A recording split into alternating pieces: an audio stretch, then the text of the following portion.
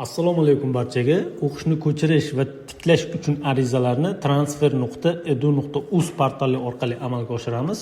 Buning uchun portalga kiramiz.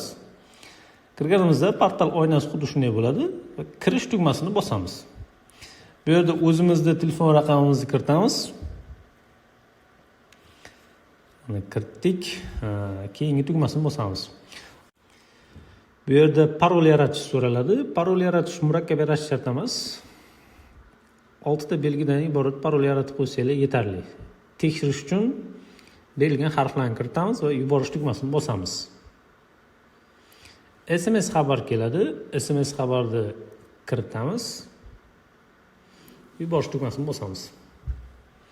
Bu yerda biz haqimizdagi ma'lumotni kiritish so'ralgan. Tug'ilgan sanamiz, pasport seriya raqamimiz va JSHR raqamimizni kiritamiz va yuborish tugmasini bosamiz. Biz haqimizdagi ma'lumotlar shakllanadi. Bir martaga ma'lumotlarni tekshirib olishingiz mumkin. Qarab, hamma narsa to'g'ri bo'lsa, undan keyin ariza topshirsak bo'ladi. Hammasi to'g'ri.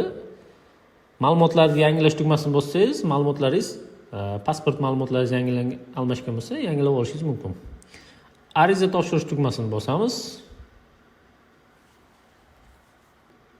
Yozib qo'yibdi, siz davlat oliy ta'lim muassasasida o'qiysiz va sizning hozirgi o'qish holatingiz o'qimoqda. Siz hozirda o'qishni ko'chirish yoki joriy o'qiyotgan ta'lim muassasangiz va yo'nalishingizni o'zgartirmagan holda faqat ta'lim shaklini o'zgartirish uchun onlayn ariza yuborishingiz mumkin. Agar o'qishdan chetlatilgan bo'lsangiz, ta'lim muassasasiga murojaat qiling. Xemis axborot tizimidagi ma'lumotlaringiz to'g'riligiga ishonch hosil qiling deb qo'yibdi. Bizda o'qishni ko'chirish, o'qishni tiklash, bir ta'lim muassasasi doirasida ta'lim shaklini va yo'nalishini o'zgartirish, o'qishni ko'chirib tiklash, ta'lim muassasasi doirasida ta'lim shaklini o'zgartirish kabi arizalarimiz mavjud. O'qishni ko'chirishga kiramiz. Xo'p, nimalar kirar ekan? Biz ko'chirmoqchi bo'lgan oliy ta'lim muassasasini tanlaymiz, shaklini tanlaymiz va yo'nalishimizni tanlaymiz. Bu yoqda ikkitagina sabab keltirilgan. Shu ikkita sababdan qaysi biri bizga to'g'ri kelsa, o'sha sabablarni tanlaymiz va o'sha sabablarning asoslarini ham kiritib o'tamiz.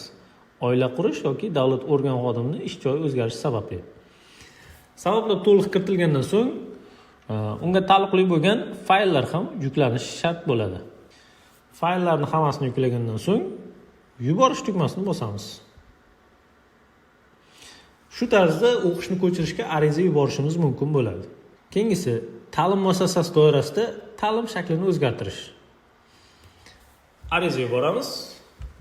Xo'p, bunda faqatgina ta'lim shaklini almashtirishimiz mumkin. Kunduzgi, kechki, sirtqi va masofaviy. Sirtqiga o'tkazmoqchimizmi? Sirtqini tanlaymiz. Va ta'lim shaklini o'zgartirish sabablarini to'liq kiritamiz hamda yuborish tugmasini bosamiz. Bir ta'lim muassasasi doirasida ta'lim shakli va yo'nalishini o'zgartirish. Ariza yozamiz. Kerakli bandlarni to'ldiramiz. Sabablarni kiritamiz. Barcha sabablarni to'liq kiritganimizdan so'ng yuborish tugmasini bosamiz. Arizamiz xuddi shunday shakllanadi. Arizani tahrirlashimiz yoki uni o'chirishimiz mumkin. Ariza tarixi bo'yicha to'liq ma'lumotlar ariza tarixi menusida turadi. Qachon tahrirlangan, qachon yuborilganligi haqida ma'lumotlar barchasi turadi. E'tiborlaringiz uchun rahmat. Xuddi shu tarzda arizalarni yuborishingiz mumkin.